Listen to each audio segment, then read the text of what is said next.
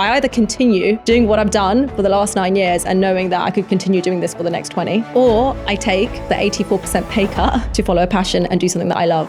Do you think that people think entrepreneurship is too risky and unachievable to begin? People who start their business whilst working full-time are actually more likely to be successful than people who just quit and go all in. It really took stripping away everything that I knew about money, the value that I put on it, and the way my identity was attached to it. It was 2 months before a 6-figure bonus landed in my bank account. As in before you got the money? Yeah. That is conviction. Do you remember the day that you were suddenly like, I'm actually going to do this? It was the biggest wake-up call in my entire 9 years. That person had been in the organization for 15 years, gave everything to their company, and was just like a line item on the spreadsheet. It made me realize that ultimately your company owes you nothing but a paycheck. What are the biggest mistakes that you see people make that prohibit them from building wealth?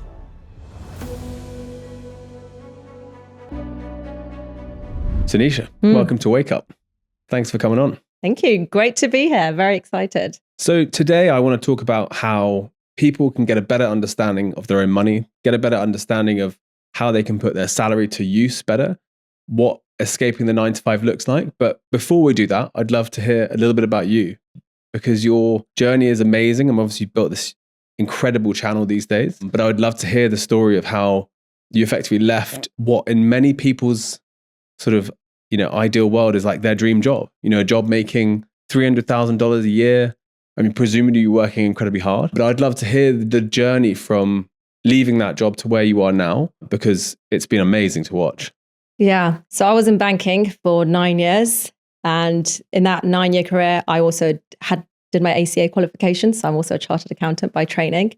And throughout those 9 years, I never really took a step back to see if this is the path that I really wanted. At the start, loved it, loved what I did, found it intellectually stimulating, was really all in. And then it was about the 6 or 7 year mark in where I really looked at my life differently. And it was at that point where I thought, you could either use money to design a life that you love, or you can use money to be trapped in a life that you don't. Mm-hmm. And I was doing the latter. Right. I was in that 6-figure job, that $300K job, trapped pretty much. It took me to really take a step back and look at my life and ask myself those difficult questions. Is this really what I want? Or have I just got here by default because this is the conventional path? Is this financial life mine, or is it a story that's just been written by someone else? Mm-hmm. And the question that I asked myself at that time that changed everything for me is, would I still be happy if I was living life the same way in 5 years' time as I am today?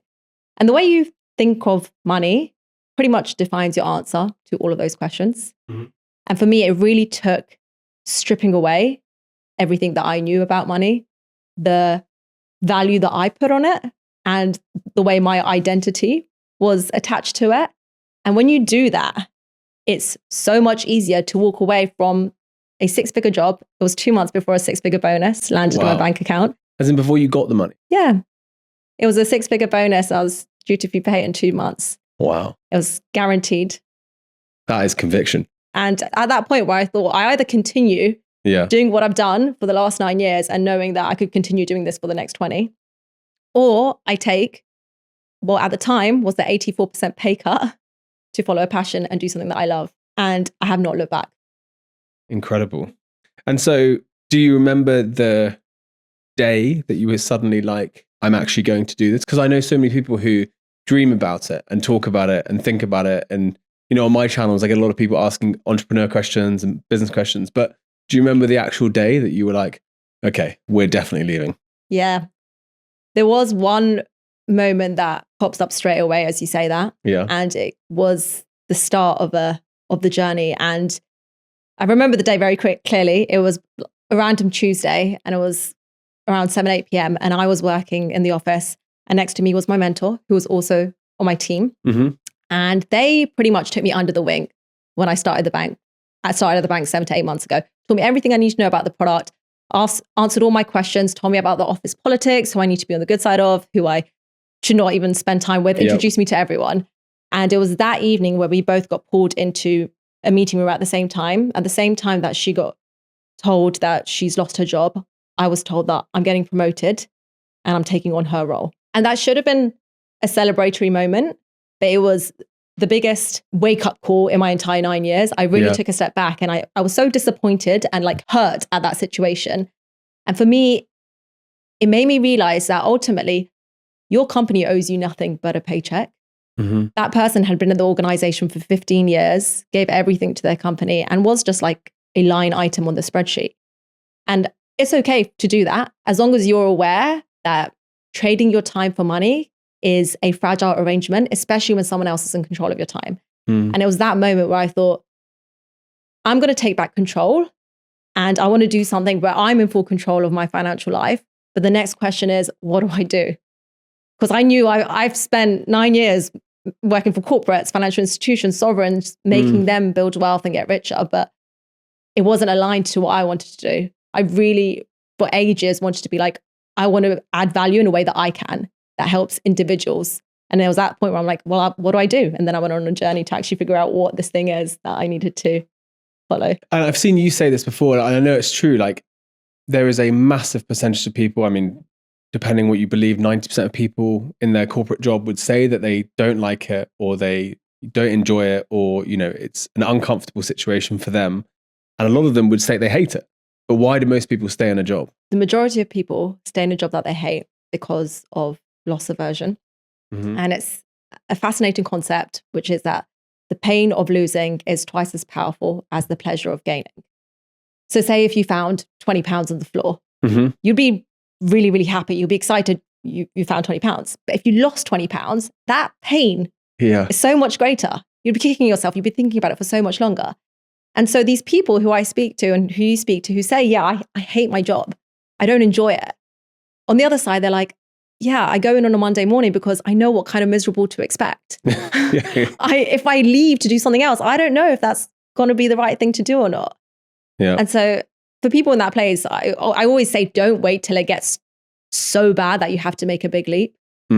Start small, build that emergency fund, take those online courses in the evenings, start networking with people in industries that you're interested in. It's not about jumping ship tomorrow. It's just about building that bridge to your next opportunity. Should that day ever come, then you can take it. You can take that path. There's this incredibly famous, well-known quote, which I looked up because I watched one of your videos and I thought, oh, I feel like I've heard a quote like that before. The quote is, a salary is the drug they give you to forget your dreams. And like, there are so many of my good friends, you know, outside of my entrepreneur life, who no matter what, they now wouldn't leave because they're almost, their life has matched their salary and there is very little wiggle room to do anything.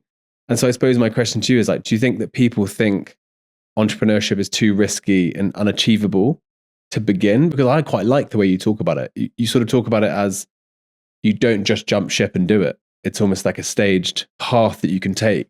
Yeah, going to that quote, it really is. The money can either create the life that you want or trap you in one that you don't. And entrepreneurship is risky. But when you have a full-time job, you have that salary coming in, that's kind of your safety net. That's the money that you can use to explore. That's the money that you can, that's seed money for your business. That's if you're willing to switch jobs, that's the money that's going to fund that course. Yes, entrepreneurship is risky, but there's data and there's facts that says that people who start their business whilst working full-time are actually more likely to be successful than people who just quit and go all in. Because you're making those rookie errors, you're making those mistakes whilst you've got the comfort of a paycheck. You're not worrying about how you're going to pay for next month's rent. You're worrying about where you're going to take this business next. Yeah, my friend Daniel Priestley says that his main advice to day one entrepreneurs is go and work for another entrepreneur. And it's so funny now, I've been doing this for 16 years. Yeah. So I know all the people who worked for me and now do their own thing. And it's like a whole, in 16 years, you have a lot of people work for you, obviously. There are so many businesses out there of people who once worked in my companies. And I would think it's a great thing because you get to make so many mistakes on someone else's dime. You get to like see someone else who's more experienced do something. And so I think it's good advice to, you know, stage an exit from a job if that's what you want to do. Yeah, absolutely. And coming back to that, it's being so aligned right from the start of the kind of work that you want to do. I think when you're a small P in a big pod, in a big organization, it's really hard to get that exposure across the different touch points that you will face as an entrepreneur. When you're in a small team and you see everything, it's so much easier to absorb that knowledge, really be a sponge and then take that with you in whatever you want to do. This is true of you. So a lot of big jobs trap you with stock options, and they trap you with bonuses and sometimes with equity and so forth. And to an extent, smaller jobs, when you have less income, you're trapped by maybe healthcare or something like that. So what are the practical steps that you can take to start leaving a company and to start setting yourself up with a bit more, I suppose, flexibility? Sure. The first thing that I'd recommend anyone does is start building that emergency fund, that financial buffer. I typically recommend 3 to 6 months worth of your living expenses. I personally went for 9 months, had a really big financial buffer. Even if my entrepreneurial journey didn't go well, my boat capsized, I still have that life vest ready. Mm-hmm. That's a thing that will give you that comfort. What most people say is courage or bravery is actually just having financial security. Totally. So that's what I'd say. And the second thing, I would try and wait it out to see if you could get your side business or whatever you're starting to meet a certain level of income before you jump fully into it. Mm-hmm. Just know that there is a possibility of earning money through it. Yeah. So for me, I waited until my income through my side hustle actually covered my living expenses. Living expenses were pretty low at the time anyway, but it just meant that I at least have something that could provide a roof over my head, food on the table. I didn't need fancy clothes, fancy holidays, but you can then build out from there. Yeah. You've got that basics covered. And so that's what I say. If you're looking to quit your job or you want to do something else full time, focusing on building an emergency fund to give you that protection, that safety net, and then thinking about, okay, how much do I actually need to cover my basic living expenses? It just gives you that added security on top of the emergency fund anyway. Some people might say that's too safe having both, but for me, I'm like a spreadsheet, like take the calculated risk. Also, you're going to be much more creative and much more strategic if you're less stressed. And so if you put yourself in the position that you did, I mean, obviously for you, I mean, for a lot of people matching their salary, you know, they probably could get there with a side hustle. But for you, obviously, you probably took quite a big pay cut to become an entrepreneur. And then since then, you've been working, I suppose, to get yourself from there back to where you were before and beyond. Yeah. But that must have been quite an interesting first few months, because entrepreneurship retrospectively seems so obvious, but you must make so many mistakes, you know, like trying things. And then people forget that actually starting new things or products or lines of cost money. And so you're actually losing money. Exactly. Yeah. That's why I say just keep that paycheck coming in, that stable income coming in. And for me, it was a pay cut at the time, as I mentioned, but then very quickly it overtook my salary in banking. Mm-hmm. Had I not given it that time and that focus that I needed at the point that I needed, it would have been a very slow journey. And so your channel now is actually about helping people understand money and helping people build wealth, which I think is incredible. Was that apparently aware to you clearly before you left? No. Before I left, yes. Yeah. Not when I started off. I think people sit there and they expect that their passion and their purpose to just suddenly be discovered through doing nothing. And really, it comes through experimenting. And I call it A/B testing. A/B test as much as you can. And it was through A/B testing as many things that I could possibly do that I find that the thing I do today, I'm absolutely obsessed with, is my passion. But I didn't start off that way. Like now, I could tell you I'm obsessed with it. This is fully me living in alignment with what I want to do. But I didn't know it before I started. It is remarkable. I mean, to do something that you love to do, for it to provide the freedom it does. And you're right. I mean, the question I get the most from people, I suppose like younger people or newer entrepreneurs, is like, what should I do? Or, you know, people say like, follow your purpose or passion. Like, what is my passion and purpose?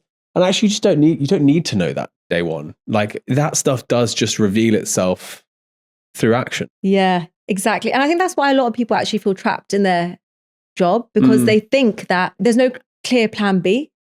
So because they don't know what the solution is, what their passion is, it feels like they're just it's a dead end. But actually, you want to reframe it to think that what your current situation is, it's a stepping stone, it's a means to an end. It's a thing that you can also use your job and other things to build that bridge, and through life experimentation, figure out what you want to do. Totally. It just comes through trialing and testing as many things as you can. But also say as well, like, I don't know, and this is just being like personally very honest, I don't know how passionate you need to be in entrepreneurship at the start. I would say, for example, my first business was a my first like proper business was a marketing company. Okay. I wouldn't say I'm like particularly passionate about marketing, but through the act of doing it continuously, I sort of found that I am really passionate about entrepreneurship. And so my life became defined by being passionate about entrepreneurship after the fact. But I did the marketing company for 10 years. Do you think if you were really passionate about marketing in itself, that your trajectory would have been different? I don't know. I mean, it's hard to say. I mean, Verb obviously got to great exit and all the rest of it. But I mean, maybe. But I did definitely find myself, my business partner would always say, keeping you on message for 6 months was very hard. As in, like, I would often go and start other businesses, get involved in other things, kind of disappear from the agency for a while, and then come back and, you know, push it forward and so forth. And so even during my exit, which was meant to be 2 years, I only did 6 months because I just couldn't handle, because I was so dispassionate by the end about it. Okay. But I think by doing it, I worked out that actually I love the starting of businesses. Yeah, that's the passion bit of it. That's the passion bit. And so now a lot of what I do is actually create content for people starting businesses. And so there is an alignment now, you know, but it did come through like a lot of action to reveal it. Yeah. Because entrepreneurship is hard. There are so many days and nights and mornings where you're going to be sitting there thinking, what am I doing? What's the next step? How do I get past this? So if you don't have some sort of passion or interest towards it, you're going to find it hard to get through those moments. And I think it's those challenging moments where you require some serious level of determination that comes as a byproduct of passion to break through. Totally. The next level. Especially at the levels thing. I think that if you're ever going to build something of true note, you are going to have to work so hard on it. And there's so much stuff online these days about how people become so successful so quickly. And I struggle with it because I know firsthand from all the entrepreneurs that I know that it probably takes, to become successful probably takes 5 years, to become really successful probably 10. And then really successful people, they're either complete freak of nature accident, you know, like often there's a lot of luck involved in those stories, which is probably easier to analyze retrospectively. But then also the people who are really successful have just been doing it for 20 years. Yeah, there you go. It's just time at the end of the day. And so like a lot of people will be like, why are you so confident about business nowadays? And it's like, well, I've been building businesses for 16 years. But do you think that business is for anyone and everyone can learn the skills of a business? No. I mean, I think everyone can learn the skills. I actually think that entrepreneurs over exaggerate how skillful they are. I think a lot of the time they have all the skills that people who have ordinary jobs have. They just have often, I don't know if I would call it mindset or just like the confidence to execute for themselves. Yeah. Because the mindset thing, I've seen you talk about mindset, like you almost do have to free yourself from one way of thinking to a new way of thinking to begin that journey. You really have to like shred everything you knew about a specific belief. And I think the hardest switch is, I think if you start off as an entrepreneur, it's a little bit easier because you haven't been conditioned into thinking a certain way. You don't have someone telling you what to do. You don't have the comfort of knowing, okay, I could take this many days of annual leave. But then making that transition, I think it is a huge mindset shift. But it truly is actually all up here. My favorite piece of content I think you've ever put out is the one about looking poor while you're building your wealth. Like I absolutely love it. And I feel like I wish more people really understood what it meant, as in like, don't spend beyond your means. And so it brings me to, I suppose, the most important question, which is like, what are the biggest mistakes that you see people make that prohibit them from building wealth? I'd say the biggest mistake people make that stop them from building wealth is keeping up with other people's expectations. And that means your spending is constantly upgrading towards what your income is. And as long as you do that, you're always going to be working for the next paycheck or chasing the next material possession. To break free from that cycle, you do need to live below your means. You do need to find a way to save and invest a portion of what you're making to create a new life for yourself. And that's, for as long as your income and your spending match each other, it's going to be very hard to break free from that paycheck to paycheck cycle. So if someone is making a salary of a lot less, if someone's making 30 to 40,000 a year, how should they be thinking about their income? Should they be investing? Should they just be saving? Like, how does someone who is living paycheck to paycheck, how do they think about their money? What's the most important things? I'd say think about your money or your active income as a river. So your active income being the money you make from your job, the money you get from freelancing, from your side hustles. And then alongside the river are different buckets. And these represent your financial milestones, your saving goals, your house deposit, your retirement, your investment. And the goal at that level is to try and get that river flowing as fast as possible. The quicker you could do that, the quicker those buckets fill up. And a lot of other people might turn around and say, yes, start investing straight away. My advice is different here. You can do that, but that bucket is going to take so long to fill up. I actually say, focus on your active income. Focus on ways to get that active income up. If you invest £100 a month for 30 years at 10%, that leaves you with 226,000. If you find a way to increase that £100 a month to £400 a month, you could get to that same 226,000 12 years faster. Yeah.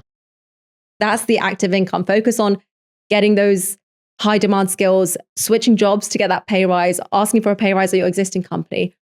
Think of investing in the stock market as a way to park your money. And in the meantime, find ways to increase the money that you're making in your day to day.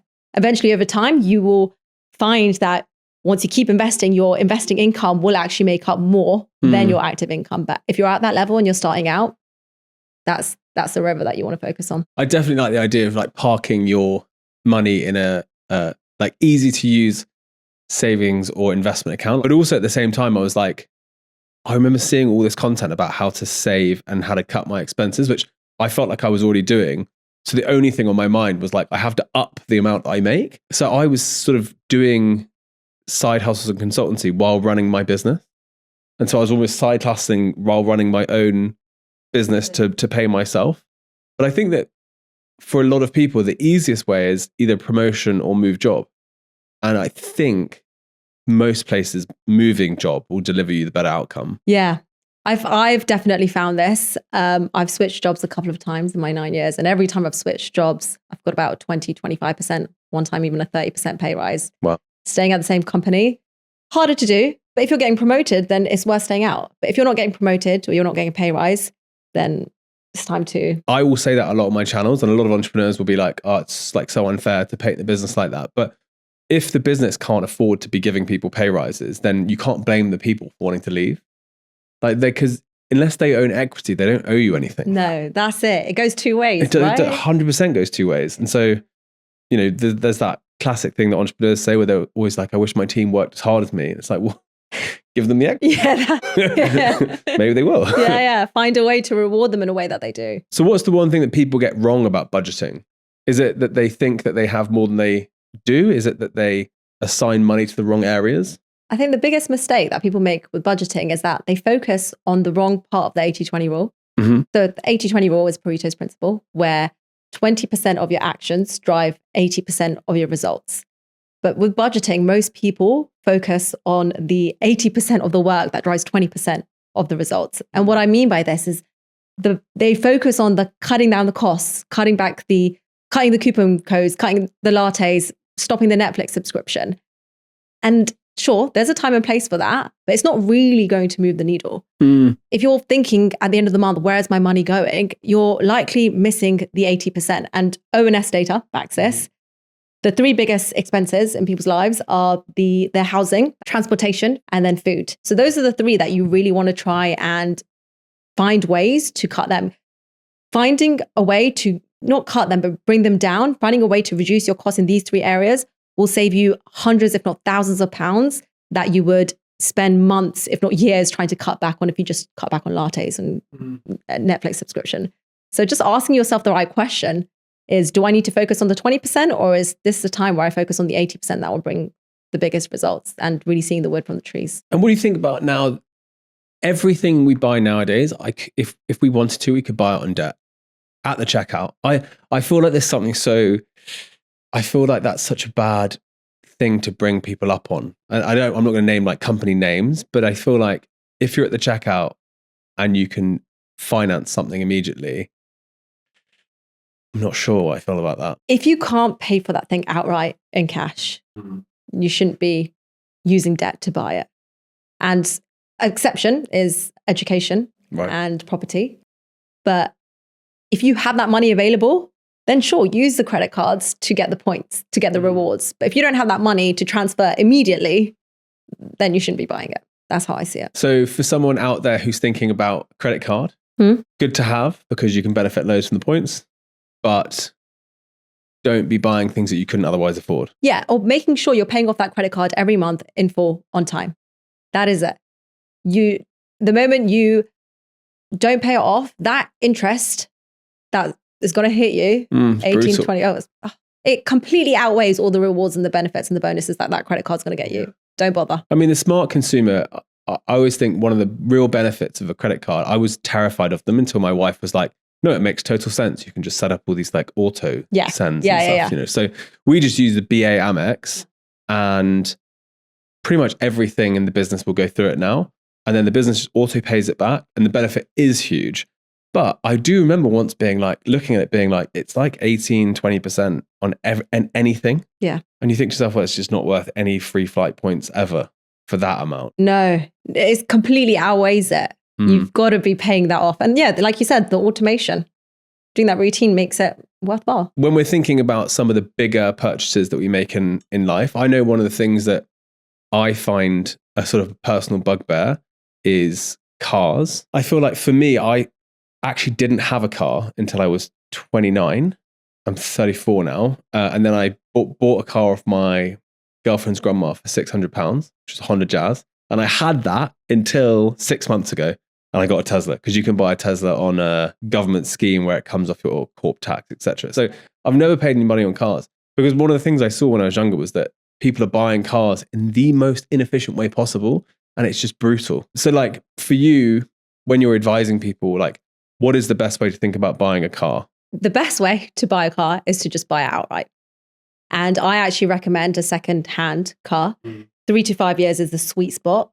At that 3-year point, it's already massively depreciated. And then you could swoop in and you could get a really good value and it depreciates less so in the time that you have it. That's how I think about it. But then you also have, okay, what if I want to change my car frequently every couple of years? If you are that person who wants to change your car frequently, you want a nice car, or you are a business owner, because there's a lot of, just like the Tesla, there's also a lot of other benefits for business owners. Or if you are someone who's really wealthy and you do not mind taking a huge hit on the depreciation and you know you're paying for it in the first couple of years, then lease. That's how I see it. Yeah. And if you're advising someone on buying their own home, because nowadays we've almost had like buying your own home was like a sign of like wealth and control over your own life. Whereas now you get all of the books now are saying that your own house is a liability. Yeah. What do you as an accountant, like money expert, what do you advise your audience? When it comes to home, there's so many different pieces of the puzzle.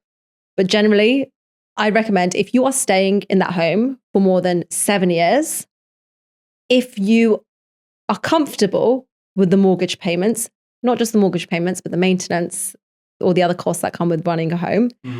And if you value that psychological comfort and that emotional security that comes with home ownership, then buy.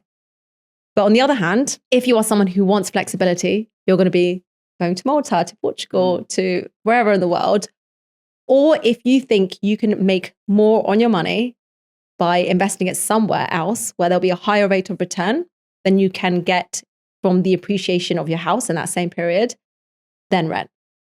So there's so many different factors to consider. But if you're purely making a financial decision with your home, you don't care about anything else and you're just looking at the numbers, you really want to see, is it going to be worthwhile for me to actually put the money down on a deposit and pay for a home? And that's all that money that's could have been invested somewhere else is not available anymore because I'm putting it all into the equity of the home. Or saying, I'm going to rent, but I have all the savings that I would have otherwise put on a home deposit and I'm actually going to invest that. And that rate of return that I'm expected to get there is going to be higher than what this home would have appreciated in the same time. And so I remember seeing, did you buy a flat before you even moved into the flat? Yeah. So you bought a flat and you immediately rented it, didn't live in it. So that's super smart. It was just additional income. And then I eventually lived in it. It was 2 in 1. And that, I suppose that fortunate enough to live with parents, same as I was with my girlfriend, to be able to do something like that, because I presume that the opportunity cost of living in your own home, therefore, would have been worse. Not only are you not getting the rent that you're making, but you're also paying the mortgage and all the electricity bills and all the other costs that come with it. So it was it was an unfair advantage and a bit of a boost up. Well, I mean, I always find like it's one of those things where you should take any unfair advantage you can that's anywhere around you. Like the second you can. I always think people, with asking other people to introduce you to someone that they know. I'll always sit down with like young entrepreneurs who will come to like any of the events and they're like, how do I network or whatever? And I'm like, let's go on LinkedIn. And then there'll be like one connection away from someone. And I'm like, ask that person if they'll introduce you to that person. And most of the time that person will try and help because people do. But it's like one of those things where you should try and take advantage of any unfair advantage you have or any even inkling of an advantage. I love that actually, because I haven't thought about that myself. For me, I feel like I would want to make that connection directly myself. And so I actually hesitate to get or ask for introductions, but I love that piece of advice. That's like my like old school sales self, like when you run a business like I ran when I was younger, you're basically a out and out salesperson. Like I didn't love it, but I realized that you're just most likely to succeed if more people know that you do what you do, which seemed like such a simple concept, of course, but I like had this thing where someone sat me down, they said, you need to start networking. And I was like, oh, I don't want to network. I hate networking. And I realized that I was incredibly introverted in like group settings, but one-on-one, I was always fine. And so I started trying to hit a number every month of people to meet every month. And so at the beginning, it was like meet 20 new people a month. And then it was 50 people a month. And so if you're doing that, if you're meeting 50 people a month, you have to become very good at like, how do you expand your circle? And I would say to like any young entrepreneur running a sales or B2B business, that's the way to do it. I mean, obviously, if you can build a personal brand, that's amazing. But most of our business in those first 7 or 8 years just came from one-on-one networking meets. Yeah, it reminds me of a quote that I came across, and it's not what you know, it's not who you know, it's who knows you. Yeah. And I'm like, that's kind of just showing your work to as many people as you can. I mean, it's like the old school way of doing it. Yeah. And do you really felt like it made, as soon as you started with this kind of game with yourself, it really changed the way your career went? And totally. I mean, I always say this. I actually wrote this in my book recently, but like I was an incredibly ordinary or subpar entrepreneur for quite a long time. Just ran a very small business doing really ordinary work, never making much money or profit, and then started to be like, okay, based on the concept of if more people knew what I did, I would have more customers. That concept stuck with me for so long. And from 21 to 25, I built a tiny business. From 25 to now, I've built 4 big businesses. And I think it's just, if you can get people to know what you do and deliver really well for them as a foundational for a business, that's pretty much it. If you lay on top all the stuff that you and I do nowadays, which is like big personal brands effectively out there in the world, then the compound of that becomes, crazy. So how do the 1% manage their money differently? And what can we learn from them? I saw you talk about the 15, 65, 20 rule. So how does that work? So essentially, the way you want to think about it is for every pound or dollar you make, it could go in one of 3 places. And you want to think of for every pound or dollar you make, 65 pence or cents of that should be going towards your fundamentals. That's your housing, your groceries, your rent, your utilities, everything that keeps your life running. And then for every pound or dollar that you make, you want to put 20p or cents of that towards your fun. These are the things that you enjoy. These are the things that makes things worthwhile. And the remaining, you want to make sure you save and invest. But the idea is having a balance between all 3. Some people sometimes get so stuck in just saving and investing that they don't enjoy the current day spending.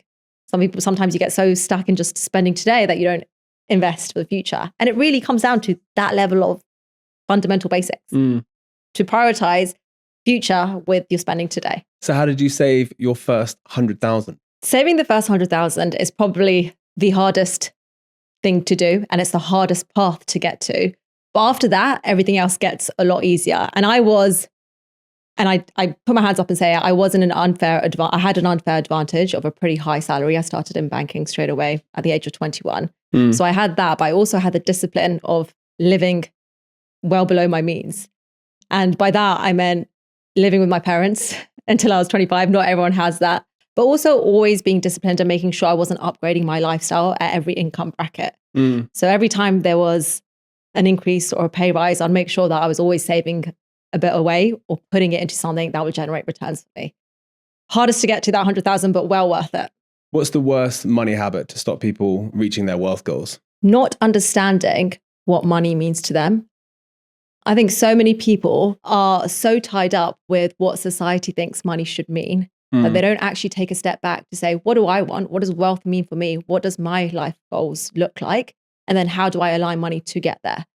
And because they don't actually take a step back to figure that out, they're saving based on other people's milestones. They're spending based on what other people want. They're investing what everyone else is investing in. But I always ask people to take a step back and say, what do you want? Where do you want to be in 5 years, 10 years' time?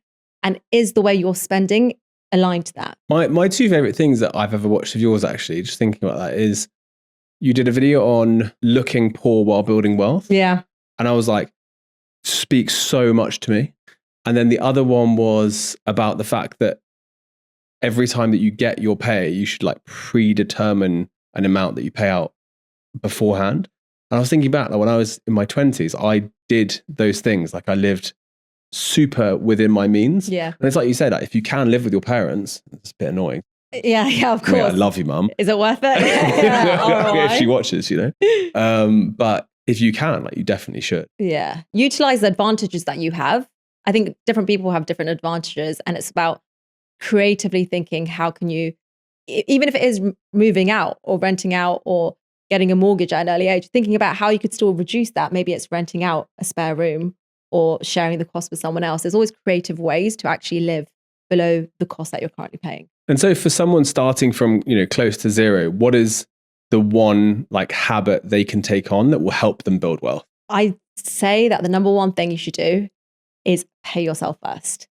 So most people, as soon as the paycheck comes in, they pay for all the fundamental costs in their life, their housing, the rent, the groceries. Then they go and spend it on everything that they can spend it on, the socials, the restaurants, going out, going on holiday. And then they save whatever's left. But I always ask people to reverse that and pay yourself first. And the reason why this works so well is because of Parkinson's law. And the idea of it is that it applies to work. So work expands to consume all available time that you allocate to it.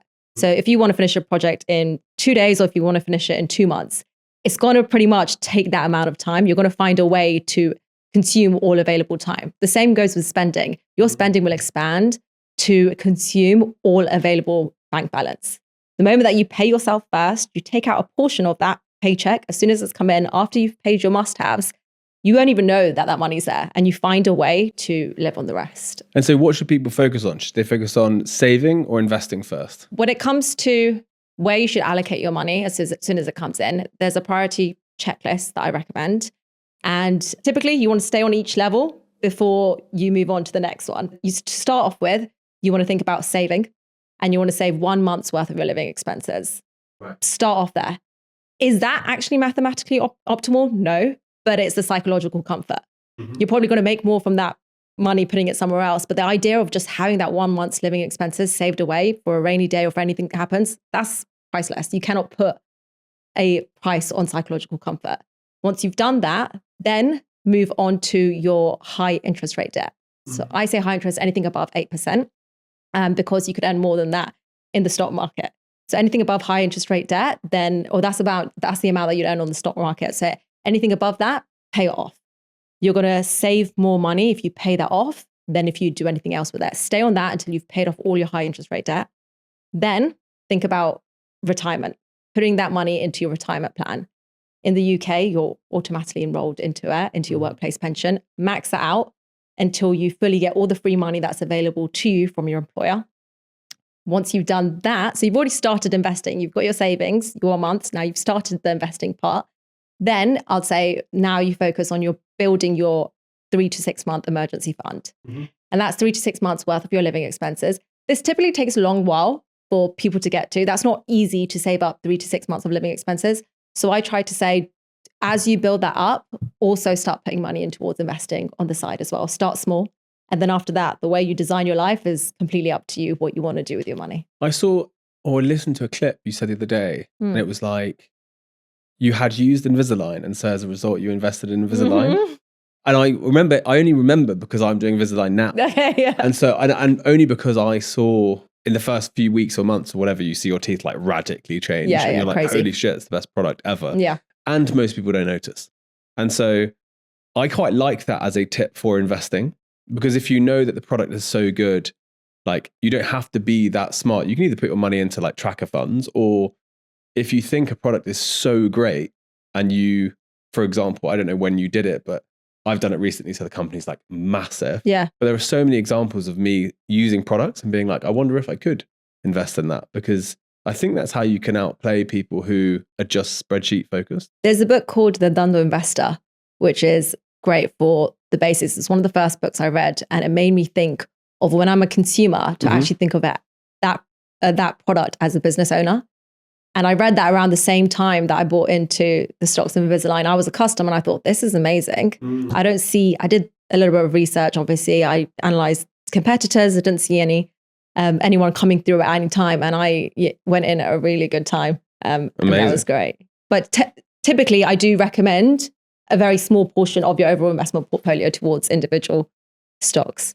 I think for most people, they don't have the time to spend doing the quantitative research and the analysis. So it's more of a forget it, leave it, and do it for the long run strategy if you are looking at the stock market. How does someone new to investing think about investing? Is it hard to get into investing? It depends which way you go about it. Investing in itself is scarier in your mind than it is in reality. Yeah. And the fear of investing stops so many more people than the reality of what you actually do when you open up an investment account and then put some money into it. You just want to invest in either low cost index funds or target date retirement funds. Invest it, forget it, park your money there, focus on your active income, bring that up, invest it back in and park it there. That's for almost 99% of the population. Yeah, that's exactly what I do. Yeah, there you go. I've always done that as well. Like as soon as someone told me the idea of effectively like an investment account, I literally just take all the money I make and put it there. And then it wasn't until I sold my business and got a lot of money that I then had to like get a financial advisor and have someone else manage my money. But I honestly think the process is as simple as like signing up. I think when I did it, there wasn't even fees. I think there might be fees on a lot of investment accounts now. Depends on what platform you're using. Yeah. Signing up, making sure you're using a tax-free investment account when you're investing and investing through that if you're new to investing. So what does that mean? So there are a few ways where you can earn money legally, without paying tax. Right. And that comes down to the way you're investing. And one when I talk about this and specifically, it means opening up a tax-free investment account so that the money you earn from your day job, from your active income, you pay tax when you make it. When you put it into a tax-free investment account, that money can grow, it will compound over the years. And when you withdraw it, completely tax-free. You're not paying any tax on the gains, the interest, or any of the growth. Because normally on a shares account, you'll pay capital gains tax on anything you increase. Exactly, yeah. So make sure you're maxing these out, 20,000 a year, every single year, to the extent possible, but focusing on that before you go to taxable accounts. And so if you were to recommend someone 3 books to read that you think would have a really positive impact on their financial knowledge, where would you be pointing them? The first book that I read, that is my favorite, and I'd recommend to anyone starting off in the journey, is Rich Dad Poor Dad. And I probably will get backlash from that because I know there's hit and miss with Robert Kiyosaki. Yeah. But I personally love the book and the theory that book teaches. Yeah. So aside from everything else, it's a great way to understand the switch from employee to entrepreneur mindset and realizing that you don't need to trade your time for money. There's other ways to do it. So that's the first one that I'll start with. Amazing. For everyone, yeah. The second one that I would go for is the Think and Grow Rich. And that's a different... Napoleon Hill? Yes. Because most people think about money as just personal finance and investing and stocks and saving. But actually, a large part of it is your mindset towards money. Mm-hmm. And it's almost just as important. So that's what that is about. And the third one, for anyone who doesn't really like the idea of learning about money and reading books that kind of teach you how to make finances or improve your finances, is The Richest Man in Babylon. It's a very entertaining novel that ties the concept. I've not read that. Yeah, you can read it in like an hour. Oh, it's such a short book, and it's like one of the OGs, but it teaches you about the fundamentals of money through a story. Yeah. I love that. I mean, because there's different books for different people, different strokes for different folks. I would have definitely, I mean, it's funny for For a money book, I would definitely say Rich Dad Poor Dad. I mean, for entrepreneur book, I might say like 4 Hour Work Week, because I'd say it's like appreciation of your time versus your work, and like the goal shouldn't be to work more, to work more, to work more. It should be like to work, to have time off. But Rich Dad Poor Dad, I read that very young. I reread it years and years later, and even with all the like the controversy and all that, like still the most phenomenal book. Yeah, because it's like principled thinking, which never gets old effectively. Yeah, another good entrepreneurship book, I don't know if you read it, is The E-Myth Revisited. I love that. Yeah, that's like plug and plays templates. Yeah, I mean, those books we're talking about now and a few others, they're like, I would say, foundational for the change from my life of like running big companies to now running a much smaller but much more successful company. Like all those books are the foundation, basically, like E-Myth Revisited, etc. 4 Hour Work Week, because they teach you to think better. And I think it takes so long to also, like, you can read the book once, you can then implement for years, read it again, and it makes more sense to you the second time. Yeah, absolutely. Which is especially true of those books. So you've said before that your net worth skyrockets after 100,000. Why is that? There's 2 main reasons for it. The first is the 8th wonder of the world, as people call it, which is compounding. Essentially, when you put money or invested money into the stock market, into places where you can get a return on it, that money then makes a return. Mm-hmm. So over time, you're not just making money on the original principal, you're making money on the interest that you've earned through your original principal. And then you make money on that money and on that money. And it massively, eventually, over time, compounds to this beautiful, enormous, sizable thing, which gets you from that 100K to 7 figures a lot quicker than what it would have taken you to get from 0 to 100 using the same. Which is why making the first amount of money, making the first 100 is very hard. They always say in entrepreneurship, making your first million is the hardest. But it is incredibly true that once you've worked out how to make it 100K or £1 million the first time, you are better at making it the second time. But also just the idea that you can get rich slowly over a long period of time. And I think people aren't very okay with that as an idea. But to your point, if you put £100,000 in the bank, you add a little bit to it every month, you're pretty much going to be quite well off in 20 or 30 years. Exactly. That compounding will do the work for you. Yeah. Was there anything more you would say on legally reducing your tax? The other way to legally reduce your tax, and again, in the UK, we're automatically enrolled into it, is the workplace pension. And essentially what this is, it's different to the ISA or the tax reinvestment account. For the tax reinvestment account, you're saving money on the back end. You're not paying tax when you withdraw that money. With a retirement account, you're saving tax in the front end. You're not paying money, you're not paying tax on the income that you earn, because that company that you work for is putting a portion of your paycheck before you even pay tax on it, before it gets taken by anyone else, towards your retirement plan. So that means that your money is going to compound and grow at a faster rate at the front side of it. So those are the 2 ways you want to, great ways that you want to be utilizing for your wealth without paying tax. And that's especially true of entrepreneurs. If you have your own limited company, you can just pay straight into your pension and just avoid all the tax. And obviously, like, you're paying yourself less in the meantime. But I remember in the last couple of years of my company Verb, in my 20s, when we started making money, I was maxing out the amount I was able to put in. And you can do it like retrospectively for years, which meant that I wasn't seeing as much personally month to month. Yeah. But before I left that company, was like, wow, I actually have a decent pension.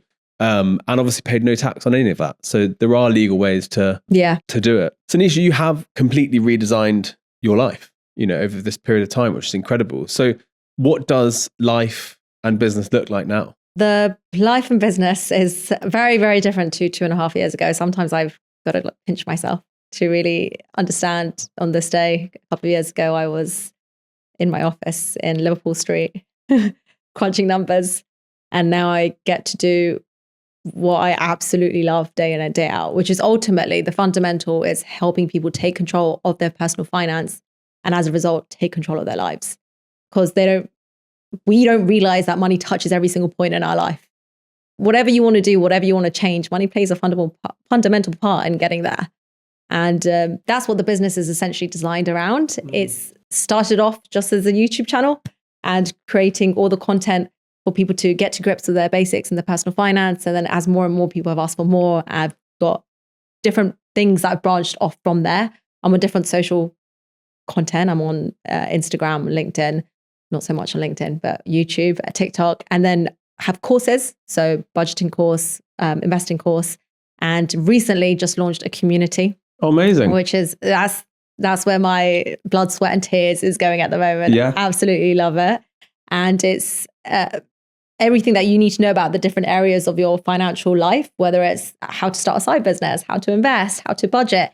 It's getting experts in to give their knowledge on that specific topic. And then we also have like an on-demand personal finance expert who answers questions. Wow. I do money makeovers. Wow. I love it. It's so much fun. Well, I love how there's like so rarely do you see someone who's got their like ultimate passion, then aligned with their content and then aligned with their business.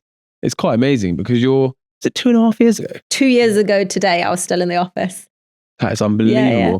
And so when did the content explode? Well, this is a story in itself. I started creating content about 2 years, 8 months ago. That's when I started creating, but I didn't quit. I continued working. Yeah. And it exploded just as I started a new job at a new bank. Wow. And so people were seeing it. Yeah, I guess. Well, I haven't said this story anywhere, but yeah, I just started a new job at a new bank. And so that guaranteed bonus was a sign-on bonus, that 6-figure bonus. Yeah. And it was to land in my bank account in 2 months. But does YouTube pay a good income quickly? This is my experience. Yeah. You have to get 4,000 hours of watch time and 1,000 subscribers to start making money on YouTube. Yep. For me, on my first month, I made, I think it was $3,300. In your first month? In my first month. Wow. Yeah. It was like overnight. Do you remember the video that went? My day in the life as an investment banker. Oh, wow. Imagine your colleagues seeing that. Oh my gosh. God, that's so rare as well. Because I mean, it's difficult when I speak to a lot of entrepreneurs who are making content and not making money. And so I think that for some people, I think the best people, you clearly are to be that successful so quickly, clearly incredible what you do. But a lot of people have to monetize different ways, as in like, whether it's like, courses or consultancy or sponsorship or whatever it may be. That is incredible that it took off. So what does 2025 have in store for you?